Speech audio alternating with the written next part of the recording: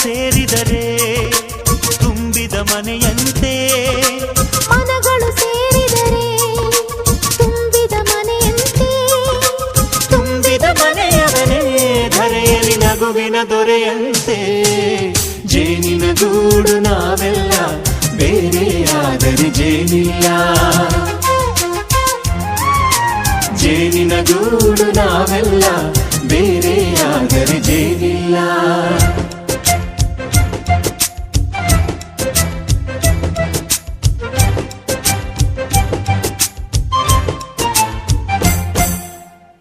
ಬದುಕಿನ ಬೆಂಡಿಗೆ ಅಂಟಿರೋ ಜೋಳದ ಕಾಳುಗಳ ನೋಡು, ಹೌದಪ್ಪ.